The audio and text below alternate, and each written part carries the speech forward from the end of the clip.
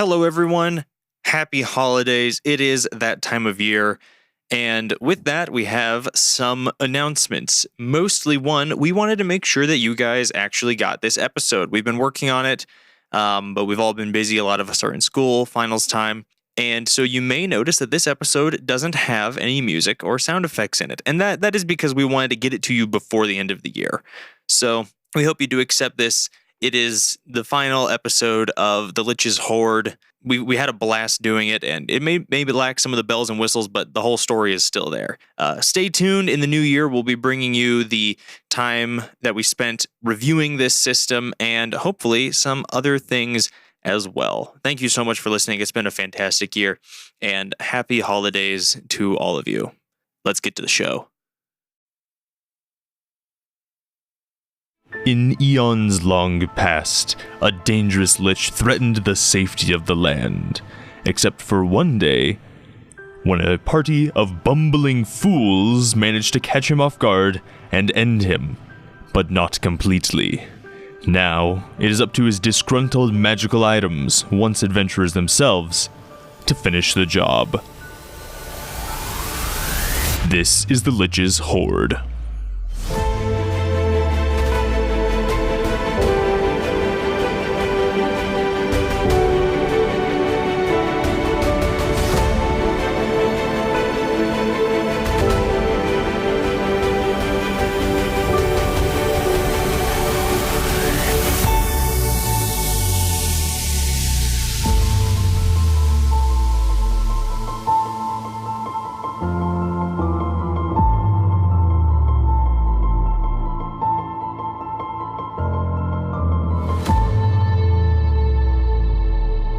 Welcome back to Systems. We're continuing our playthrough of the Lich's Horde, a one-shot TTRPG by myself, Aaron.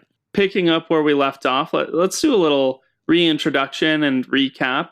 Our heroes are three magical artifacts. We've got, played by Trent, the Emboldening Belt of Personality.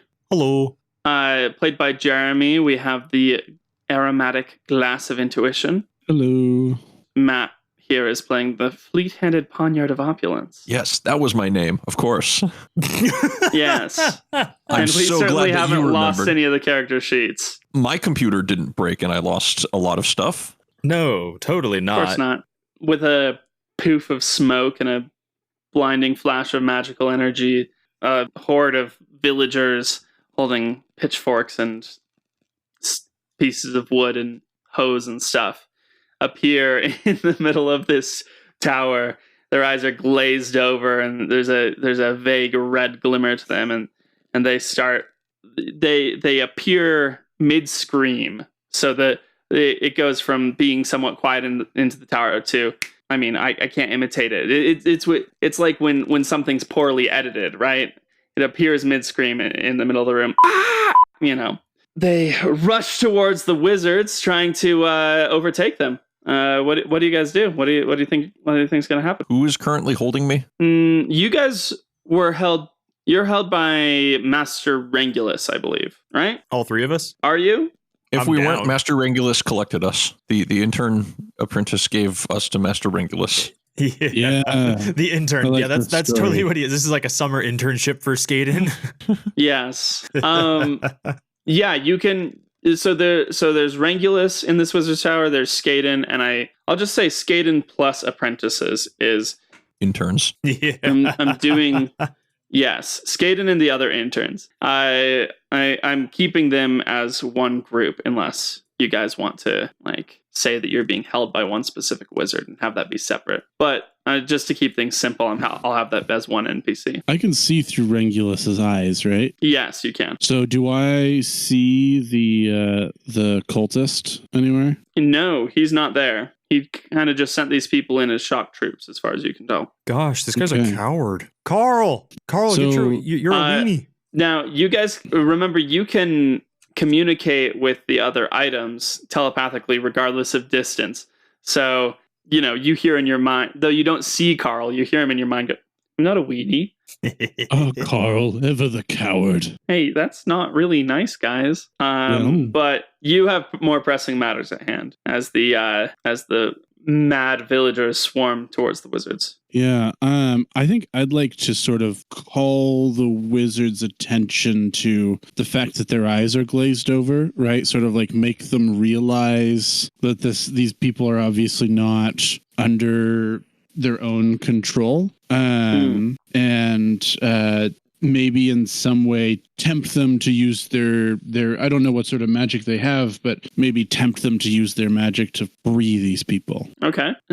Based on instinct, I'm gonna go ahead and start drawing up the dice pools here.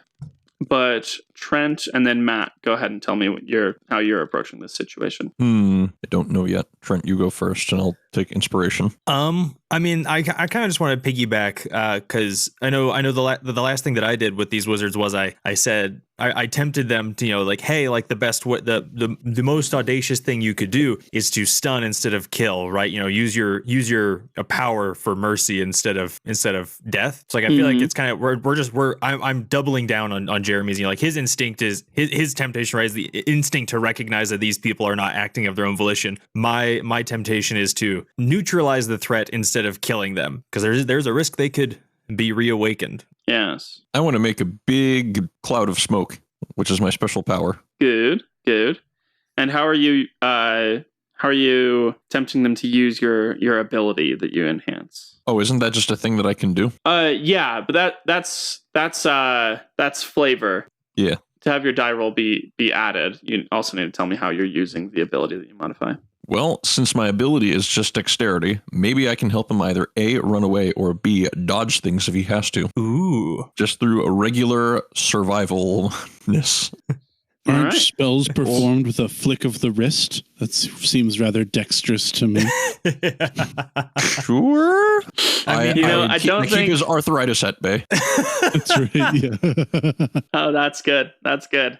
Well, also, especially if you making a cloud of smoke, I'm like, that would probably interfere with both groups. But if you're helping one group be dexterous, then, to not lose their footing in this cloud of smoke, then that kind of makes it so it's only an advantage for the one group. Yeah. So I'm going to go ahead and draw up the sides. So Do I get a new die since I'm being used by a master wizard? sorry, I'm terrible at note taking. There's a whole bunch of numbers written here, and I'm trying to figure out What they are. Yeah, I'm trying to figure out like what I gave, because this isn't like a legendary wizard. This is just the local. This is the best wizard in town. This is the community college. basically. Yeah, he's just your own Yeah. little local wizard. Your local wizard, exactly. These interns right. couldn't afford the tuition to go to big city wizard academy. They had to stick around with the local university. Yeah, they couldn't go to the College of Winterhold. Yeah. Mhm. If I work hard enough, maybe I'll get a scholarship. Hey, maybe they just need some credits to carry over. Yeah. I'm gonna do my generals at the Wizard's There Tower it down the is. road. Learn about like Okay. train frogs and newts and stuff. I'm going to enroll in Wizard 101. Okay, we got a team contest going on. All right. So first off, we have the master wizard. So before the wizards, as a group, I gave them a D8. All right. So we've got our D8, but I'm gonna split that up a bit here. So it's gonna be a D6 for the master wizard, and then a D4 for the interns. And we've got so y'all are giving your bonuses to the master wizard, correct? Yes. Heck Yes. Which is a D8, a D6, and D6. Sounds right. yeah. Yep. Okay. And then so there's going to be a -1 for the wizards because they are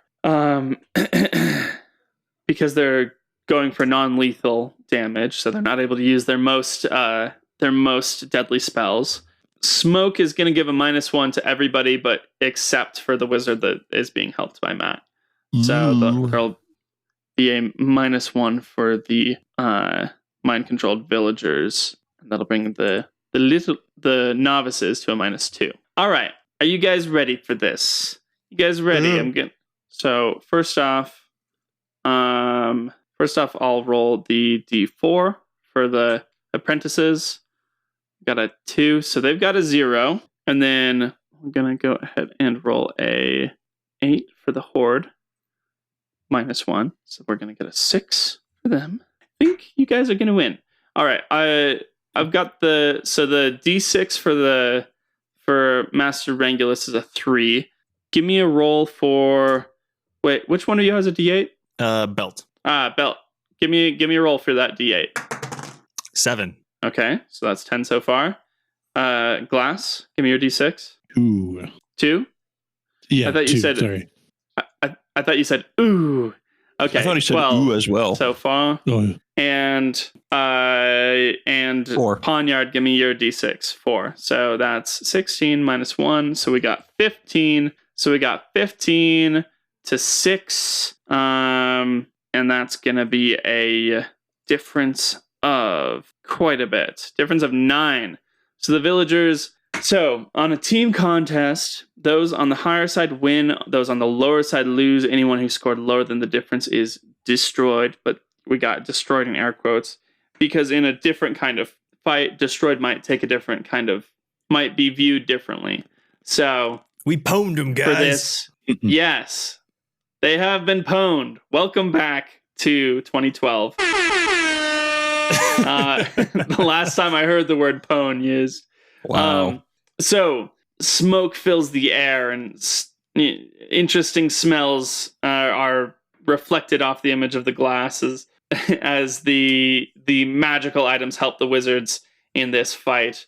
And when everything is as spells fly and villagers scream, suddenly a calm comes over the group and the smoke clears and the villagers are all unconscious on the ground.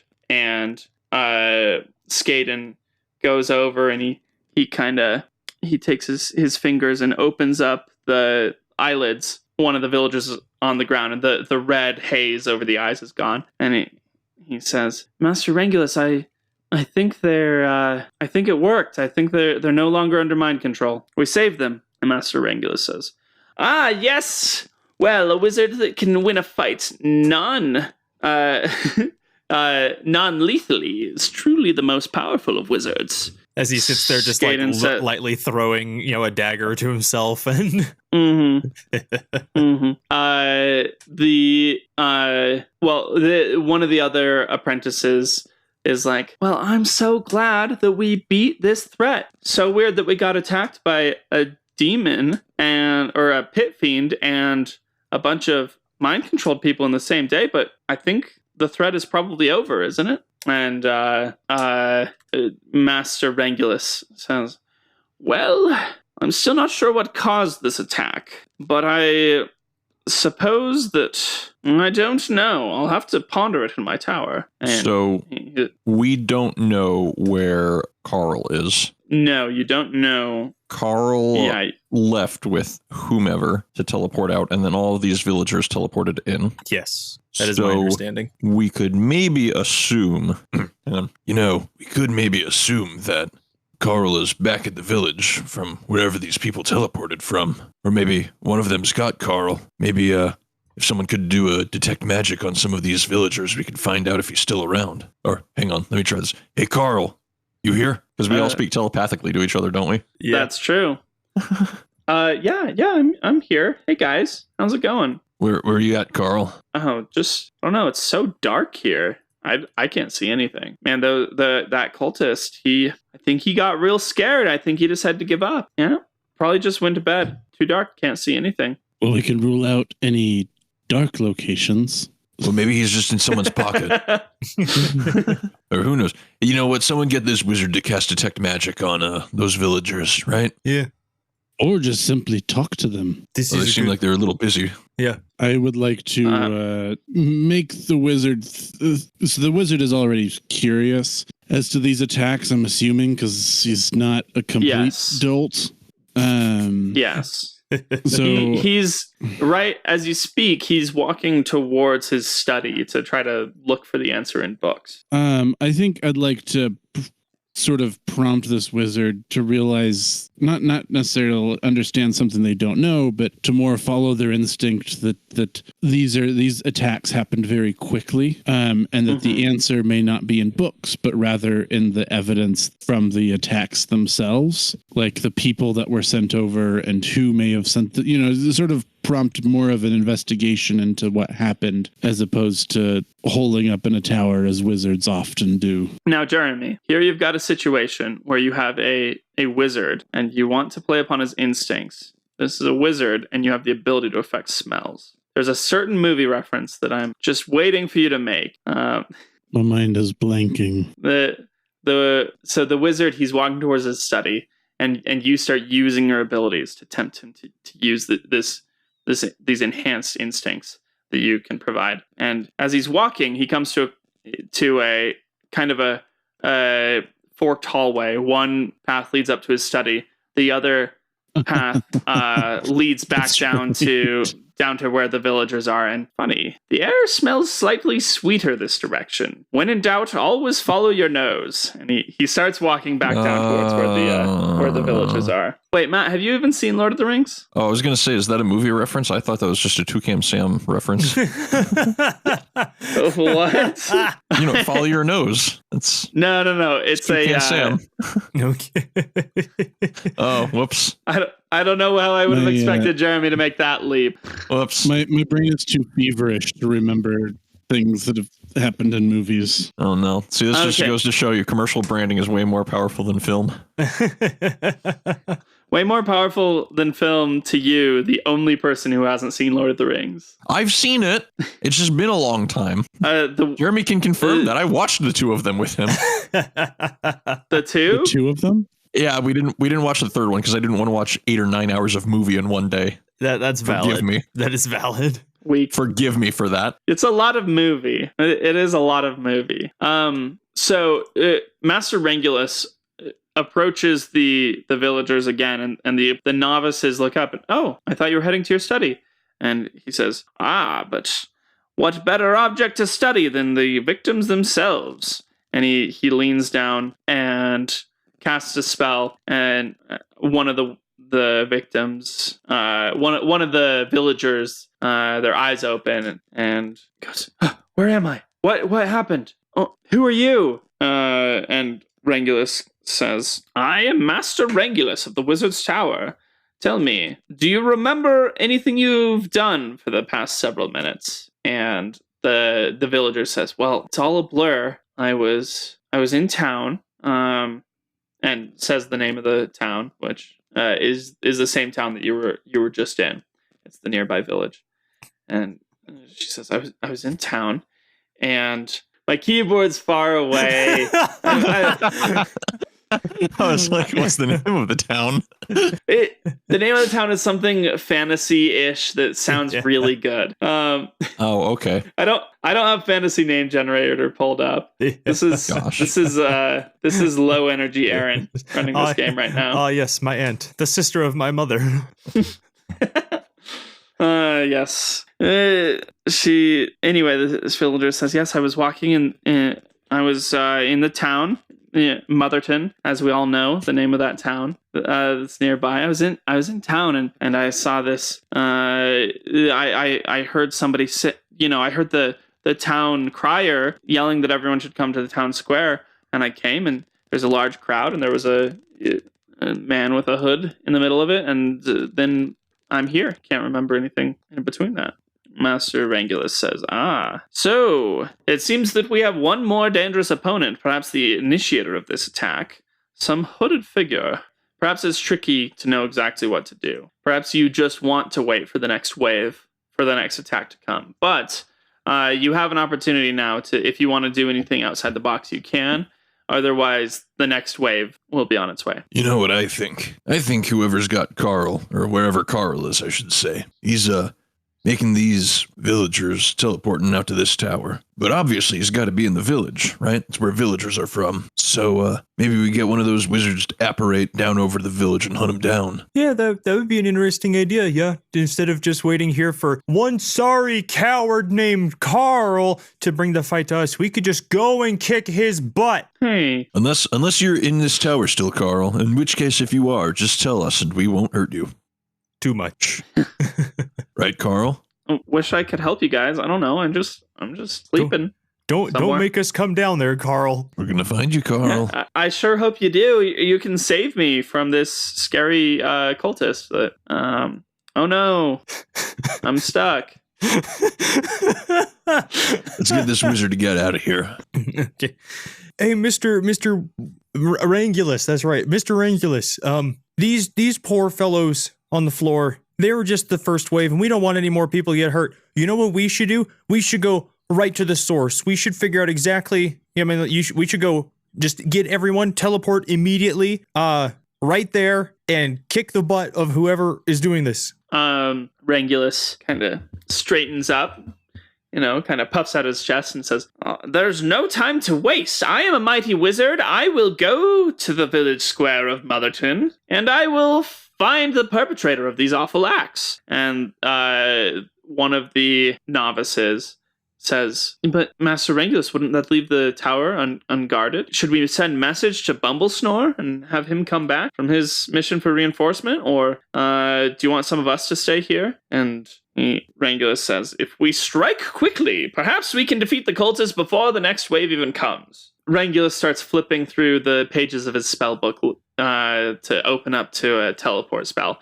So your temptation successful. You wanted them to all go straight to the village square, so that's what's going to happen unless one of you guys does something to backtrack that at all. Okay, guys, I didn't think it would work this well. Normally things don't work out this easily.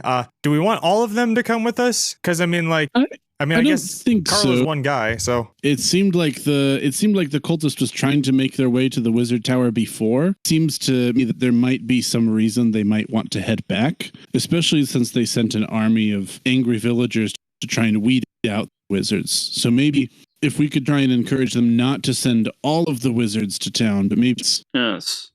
If you recall, there was a requirement that the ritual be performed on a place that's the intersection of ley lines, which this tower was the closest by place where that would be solved. So that's the reason that you guys learned that they is probably driving the cultists to attack this tower.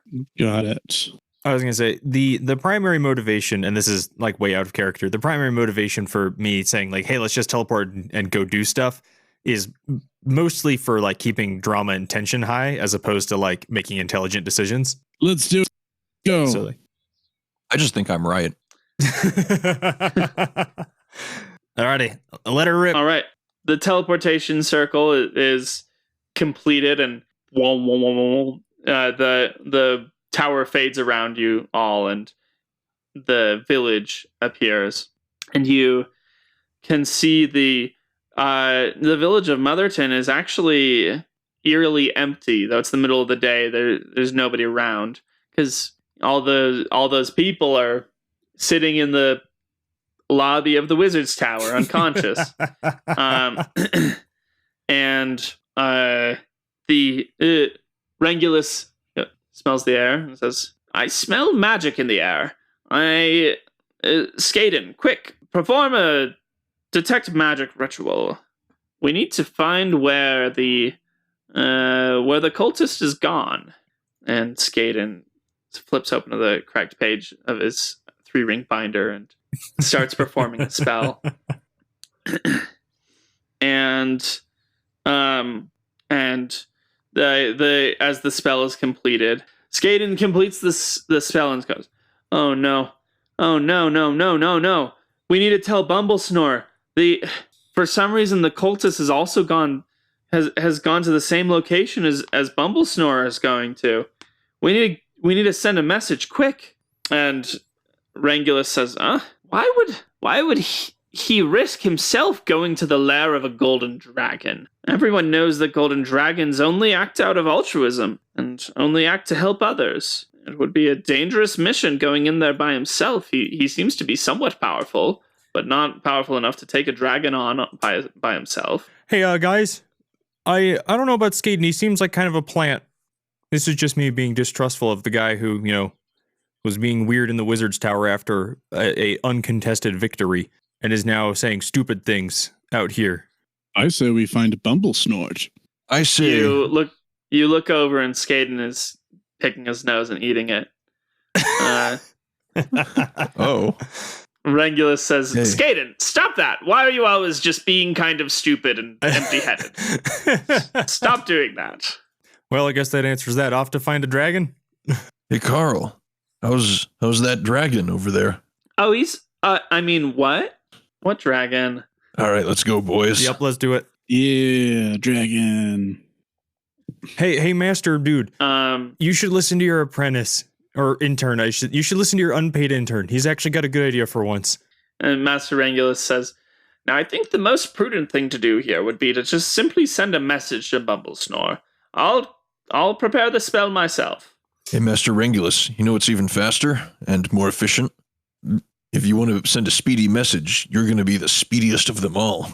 I would like to make Master Wrangler feel unsafe and make them feel a sense of urgency. You know what? Actually, it's too dangerous just to send a message. Let's do it ourselves.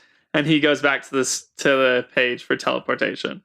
Here's my question. Here's my question while the dude finds his page. If they had the ability to just magically send messages, why did they have one of the wizards polymorph into a bird and fly away instead of just literally phoning home? He's an intern. Come on. Oh yeah, you're right. He doesn't know message yet. I really should refrain from judgment.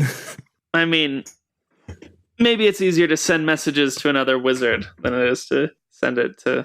I don't know. Yeah. Just use my That's a excuse, good man. question. I gave you an out. Everyone knows that wizard interns didn't know message yet. Anyway, poof. You guys appear. He's just better at transmography, that's all. Yeah. You guys appear the inside the caldera of a volcano. You're actually deep within the caves of this volcano, and you can see there's you're not in plain view yet. You're like around a corner, but the wizards kind of peek their head around the corner, and you can see in the center of this it's like lava flows are like there's lava flows coming down the side of the crater. This isn't an ordinary crater. It's clearly been cultivated to be something beautiful, because you actually see there's somewhat of a fountain of liquid gold in the middle, and you see shelves and shelves of tablets. As all dragons are hoarders, this dragon seems to be some sort of hoarder of knowledge. And you can see we've got... let me set the stage. So the dragon is partially curled around this fountain of gold and stands at attention. He's already been woken up from his dragon slumber, and he's speaking to another wizard that's there. And you hear the voice of Bumblesnore saying, "No, I don't know exactly what." Oh, I need to make his voice more distinct from Master Regulus. Actually, any suggestions for the voice of Bumblesnore? Exactly the same as Master Regulus. No, it can't be exactly the same. You could do your best SpongeBob impression. I never watched SpongeBob. My mom thought it would make me stupid. Hey, but same. Turned out I didn't need to watch SpongeBob for that. Joke's on them. Me already stupid. Gotcha. Take that, Mom. Maybe he sounds like this. Maybe he sounds like this. Okay, sweet. God. Bumblesnore is What monster have we speaking to created? What a nerd. yeah. The dragon sleepily says, I do not like to be wakened from my slumber. And the wizard standing before him says, "Well, Mr. Dragon, what you don't understand is there's a pit fiend attacking the wizard's tower. We don't really know why. We don't know what's gonna happen, but we really could use your help." And you spy in the darkness at the behind one of the shelves full of tablets. You actually see the cultist, and he weirdly enough, he's holding a bow and arrow, which is not the ordinary, like, you've seen him cast spells before, but he's holding a bow and arrow, and he's aiming it, and he pulls it back. That is the scene you see before you. What do you do? Hey, wizard, watch out. That guy's going to shoot your wizard friend. You better fire a spell at him or freeze him quickly or something. Good advice. How are you tempting him to use your ability of dexterity? By making him quick. Think fast. It's reflex. Yeah. There's the cultist they were looking like for. to Get assist his friend's in danger. by making him continuing to feel the sense of danger and monitor for possible attacks. Sort of like keep him on high alert if I can, or at least tempt him to do so. Okay. All right. Anything from the belt? Just the idea of no reservations. You may be in someone else's house, but it's time to light a guy up. All right. So I am going to say, because this is mainly like an initiative thing, right? You're trying to get him to be able to act before the other guy fires his bow. So we've got the D6. I'm going to go ahead and roll this D6. So Rangulus's roll is a 4. And then each of you, actually, because this is a dexterity thing. They're fighting for initiative. Matt, go ahead and roll your die.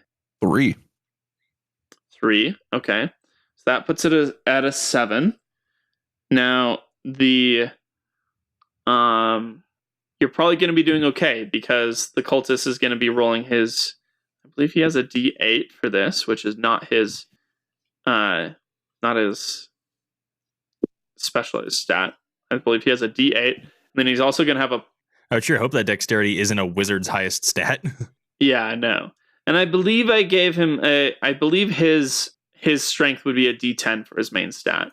If that's not consistent with the previous episodes, then I guess You leveled up. I guess take me to court. So he's gonna roll his D8. I'm gonna say that I don't see a way that that the ability of Carl is gonna enhance his roll here, but he is gonna have a +1 because he was here first. And this is an initiative thing. So let's see. Oh, wrong die. Okay. He also rolls a 7. Did I write what happens? I did write what happens. What happens in his eye? Ties go to NPCs that are being helped by the PCs. So it's a 7v7. You manage to just barely beat it out. So through the enhanced dexterity, Rangulus is able to shoot off a spell before the cultist releases his bowstring, and it's a blinding flash of light for a moment, and the cultist shouts in surprise and isn't able to fire. Now that's not going to end the battle because but you've prevented him from getting this sort of whatever sort of surprise attack he was going for. And he cries out and he says, "Interlopers, you will be destroyed." And the dragon goes, "What's that?" And the cultist. How do I resolve this? Sorry, I'm spinning a couple of plates here, trying to figure out how to have this story happen, but also thinking, what are the rules of this game, and how is this going to exactly work with the rules? I mean, this seems like the battle. This seems like the final battle, kind of, like let's blow the sucker up. I mean, what better venue to? I mean, yeah. I'm like trying to think of how to keep the tension high, how to keep it close. But this is gonna be things are looking bad for the cultist because Matt was able to win that roll. Yeah.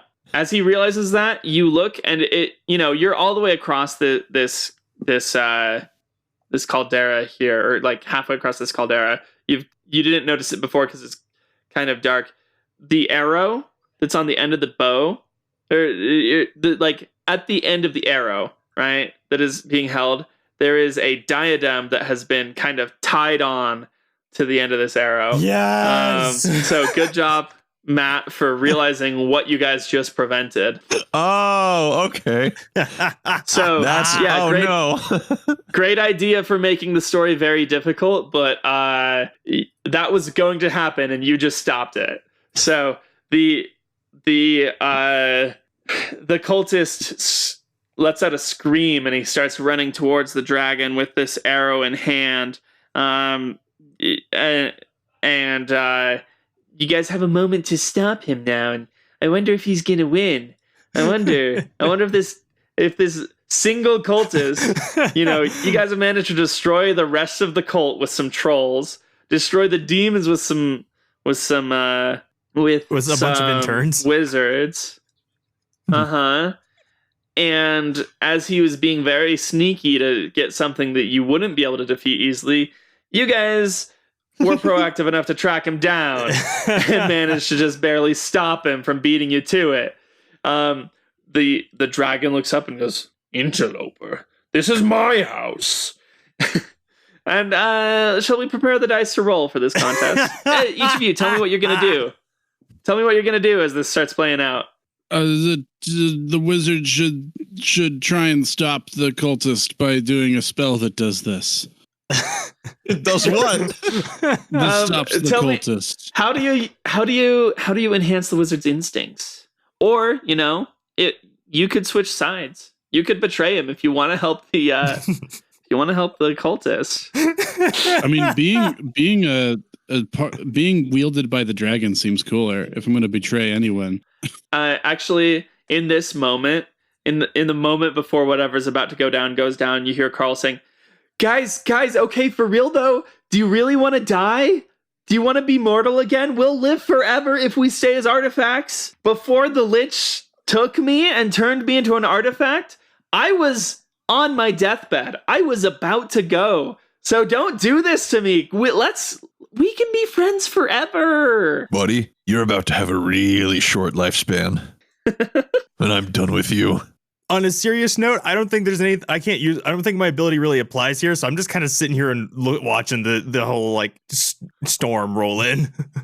All right. Hey, wizard, cast slow down on that guy. He's trying to hurt Bumblethorpe or whatever.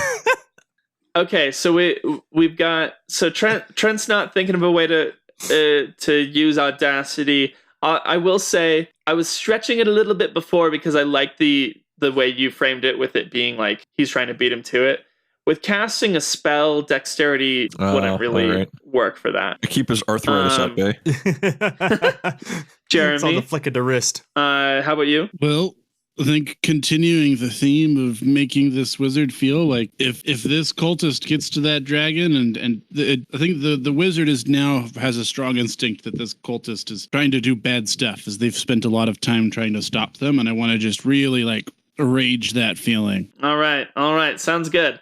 So I'm gonna go ahead and let's see. Let's go ahead and roll that d6 for the wizard. He gets a 1. No. All right. Jeremy, roll your die to contribute. Still a d6, right? The wizard doesn't have anything better? Nope. Dose. Okay. 3. Uh-oh. All right. I'm going to roll the cultist the cultist is, he's he calls upon all the dark forces that he's promised his soul to and starts crafting a spell. So he's going to roll his d10.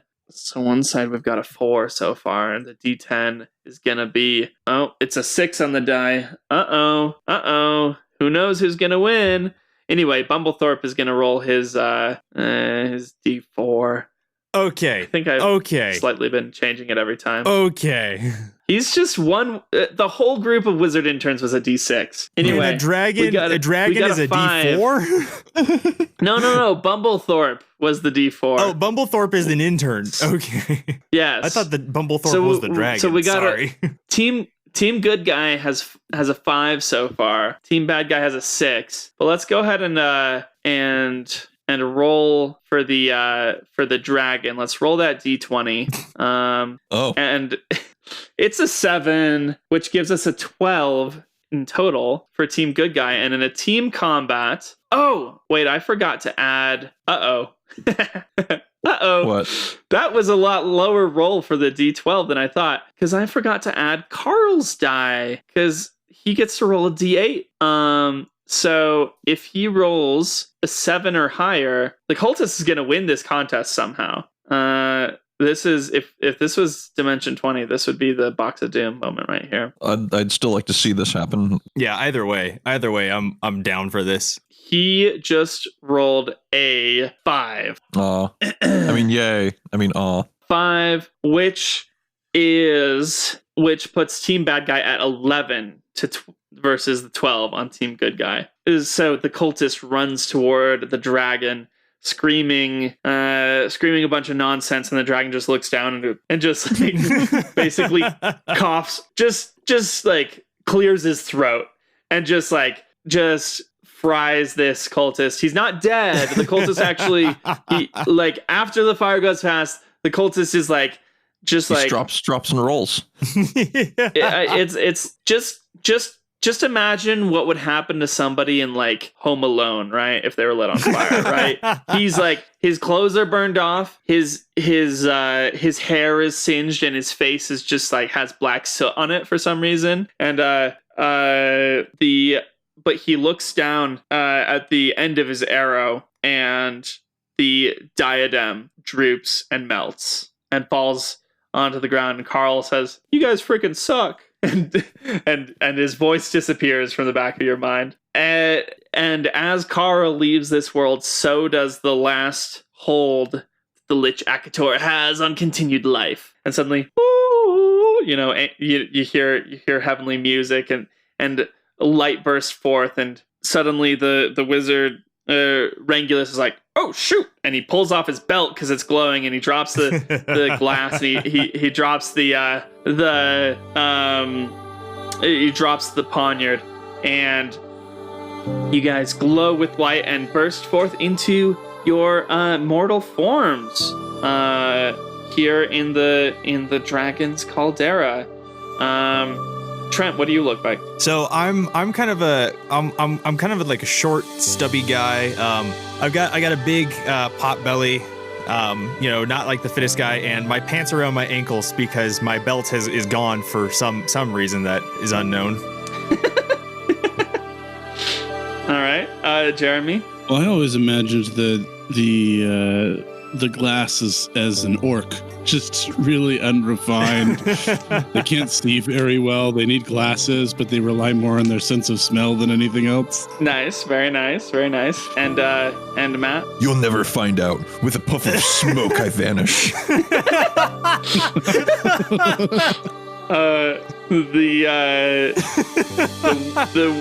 The two wizards here in the caldera look at each other confused. Well, that was weird. What? The two of you, I guess you were people this whole time? Yeah, that about sums it up. Yes. Well, thank you. I don't know exactly what we just faced, but it seems like a terrible threat was defeated today. If either of you ever wants to start an internship at the Wizard's Tower, I'd write you a letter of recommendation, but I guess it's my tower, so I guess I'd just accept you. Is there a seeing eye test that's required? Yes. Unfortunately, reading is mostly what we do. Have anything that can help me see better? I could look into it. Yes. Very interesting. And he starts kind of getting lost in thought as he walks off. Does anyone have a spare belt? The dragon looks down at you and says, "I have many magical artifacts in my possession. However, they may be cursed with dragon madness. But if you care to, you can risk it. Can I make a dexterity roll? Yes. Well, yeah, go ahead. I mean, you can make a roll if you want to, if there's something specific you want to take. But let's just go into epilogue here. Dang, how did he know I wanted to take something? You've been returned to your mortal forms. As the sun sets on this day, you have an opportunity now to live life how you want it. And you've successfully, after many years of being his tool, you've finally helped defeat for all time the Lich Akator.